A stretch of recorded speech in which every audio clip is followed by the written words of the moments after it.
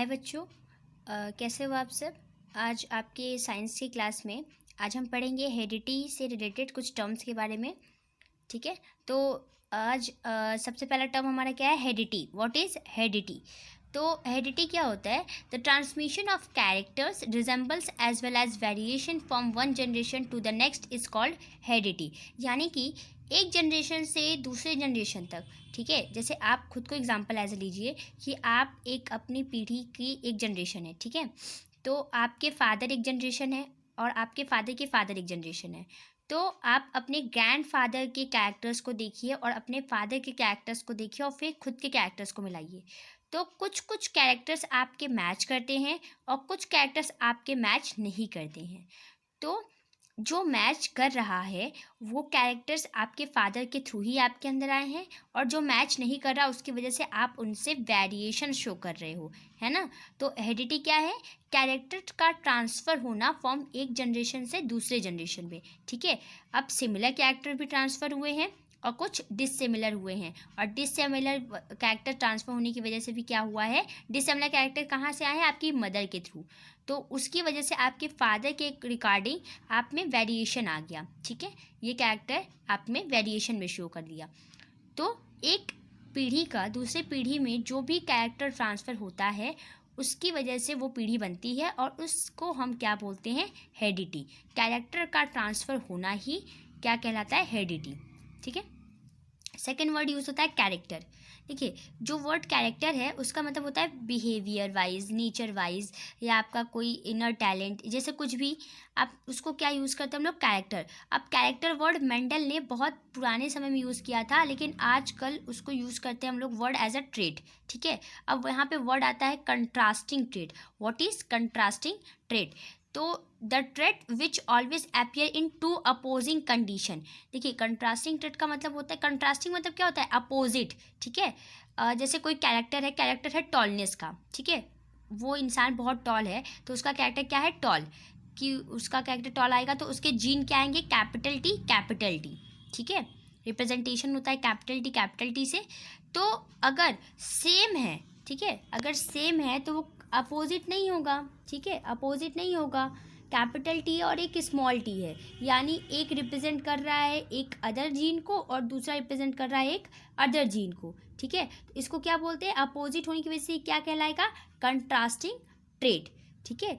ऐसा कैरेक्टर जो दो अपोजिंग कंडीशन में शो हो, एक डोमिनेंट और एक रिसेसिव, तो उसको हम लोग क्या बोलते हैं? कंट्रास्टिंग ट्रेट, ठीक है। अब यहाँ पे डोमिनेंट और रिसेसिव बताएंगे।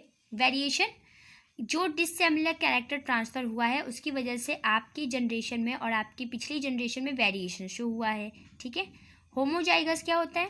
देखिए, होमोजाइगस यानी सेम, कैपिटल टी, होमो मतलब सेम। जाइगस वर्ड यूज हुआ है जाइकोट से। रिप्रोडक्शन चैप्टर में हम लोगों ने पढ़ा है when male gamete fuses with female gamete then its form zygote, ठीक है। And this process is known as fertilisation. तो जाइगोट वर्ड से यूज हुआ है वर्ड जाइगोस, और होमो मतलब सेम। और इसी तरीके से हेट्रो क्या हो जाएगा? कैपिटल टी और स्मॉल टी। तो ये क्या होगा? सेम है तो है होमोजाइगस, डिफरेंट है तो हेट्रोजाइगस। अब एलील क्या होता है? देखिए, एलील का भी मतलब कंट्रास्टिंग ट्रेट से ही है। ट्रेट वहाँ पे क्या था? कैरेक्टर रिप्रेजेंटेशन को कर रहा था, लेकिन एलील क्या करता है? जीन को रिप्रेजेंट करता है, ठीक है।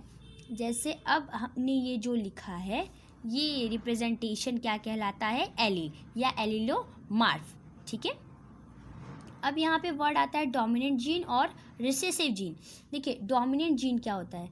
जैसे ये मेरे पास कैपिटल टी और कैपिटल टी है, ठीक है।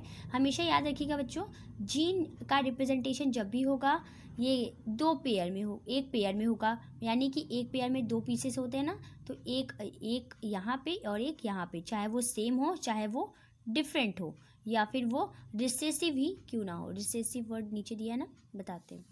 देखिए, डोमिनेंट क्या होगा?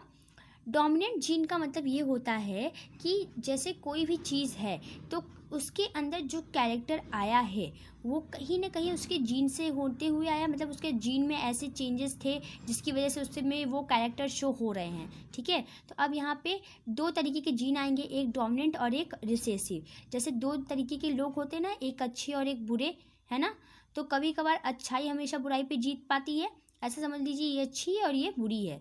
ऐसा होता नहीं है, लेकिन एग्जाम्पल सेट करते हैं तो समझते हैं कि मान लीजिए ये अच्छी और ये बुरी है। तो अगर अच्छी वाली कैपिटल टी वाली बुरी वाली के साथ अगर मिक्स हो जाए, कैपिटल टी और स्मॉल टी ना, तो ये क्या करेगा, अच्छाई की बुराई पे जीत। तो हमारा क्या रिजल्ट निकलेगा, हमारा रिजल्ट निकलेगा कि वो प्लांट कैसा होगा, टॉल होगा, है ना। अगर दोनों अच्छे हैं तो प्लांट कैसा बनेगा, अच्छा ही बनेगा। यानी अगर दोनों टॉल हैं, दोनों जीन हमारे टॉल के रिप्रेजेंट कर रहे हैं, तो वो क्या है, टॉल आ गया ना। तो इसमें तो दोनों डोमिनेंट है क्योंकि दोनों का कैरेक्टर शो हो रहा है। अब यहाँ पे क्या हो रहा है, यहाँ पे कैपिटल टी का कैरेक्टर शो हो रहा है लेकिन स्मॉल टी का कैरेक्टर शो नहीं हो रहा है, तो इसको क्या बोलेंगे हम लोग, डोमिनेंट जी। और इसमें दोनों स्मॉल है तो इसमें प्लांट कैसा बनेगा, शॉर्ट बनेगा। यानी ये दोनों क्या हैं, इन दोनों के दोनों ही रिसेसिव हैं। ठीक है, देखिए डोमिनेंट और रिसेसिव आप इस तरीके से भी डिसाइड कर सकते हैं कि मेजॉरिटी ऑफ द प्लांट जो होता है उसके कैरेक्टर को देखते हैं और फिर पता करते हैं कि डोमिनेंट क्या है। डोमिनेंट वही जीन होता है जिसके प्लांट का रेशियो बहुत ज़्यादा मिलता है। जैसे टॉल प्लांट बहुत ज़्यादा होते हैं प्री प्लांट में, ठीक है, कोई भी प्लांट होता है टॉल ज़्यादा होते हैं, छोटे प्लांट्स वाले में छोटा कैरेक्टर जो होता है वो डोमिनेट करेगा। ठीक है, जिसकी जितनी ज़्यादा मेजॉरिटी होगी उस हिसाब से उसका डोमिनेंट जीन डिसाइड होगा। ठीक, ये होमोजाइगस है और ये भी होमोजाइगस है, लेकिन ये हेट्रोजाइगस है।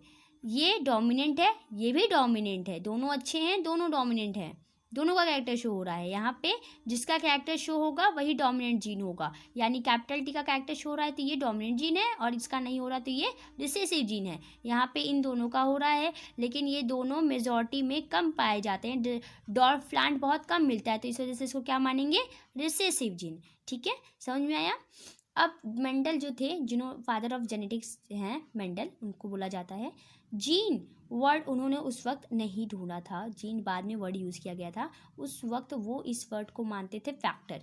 ठीक है, अब मेंडल ने एक्सपेरिमेंट किया था ढेर सारा, जिससे उन्होंने ये बताया था कि आखिर में एक जनरेशन से दूसरे जनरेशन में ट्रांसफ़र कैरेक्टर होता कैसे है, या कैसे पता चलता है कि कितने परसेंट कैरेक्टर ट्रांसफ़र होंगे, कितने परसेंट नहीं होंगे, है ना। तो इस चीज़ को देखने के लिए उन्होंने पी प्लांट का यूज़ किया था ऑब्जर्वेशन करने के लिए।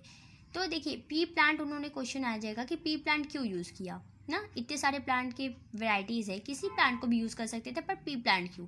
देखिए पी प्लांट इसलिए यूज़ किया था उन्होंने कि इसके 4 रीज़न है।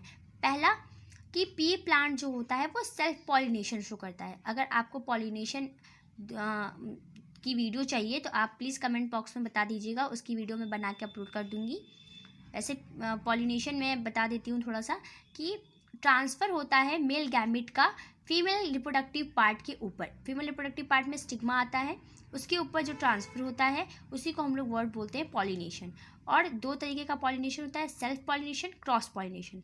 सेल्फ पॉलिनेशन क्या होता है, जब एक ही फ्लावर में दोनों मेल गैमेट और फीमेल गैमेट पाए जाएं और उसी में पॉलिनेशन हो जाए, सेम फ्लावर में ही पॉलिनेशन हो जाए, तो वहाँ पे वो क्या बोलते हैं उसको, सेल्फ पॉलिनेशन। लेकिन जब 2 अलग अलग फ्लावर में पॉलिनेशन होता है तो उसको क्या बोलते हैं, क्रॉस पॉलिनेशन।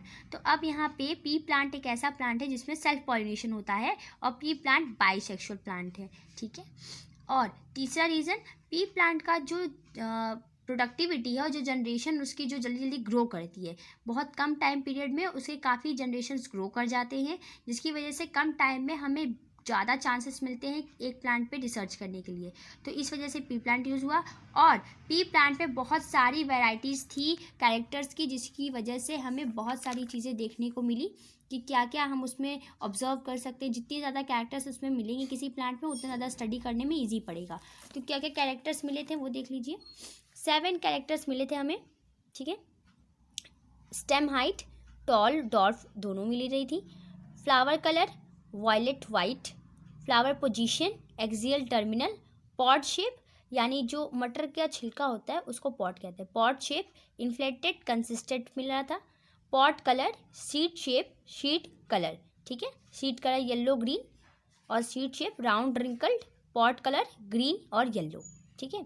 इतने सारे कैरेक्टर्स होने की वजह से मेंडल ने पी प्लांट का यूज़ किया था, ठीक है। चलिए आज के लिए इतना, आपको जो बेसिक टर्म्स थे वो मैंने क्लियर कर दिए। अब नेक्स्ट वीडियो में हम लोग पढ़ेंगे monohybrid cross, dihybrid cross और law of inheritance. Thank you.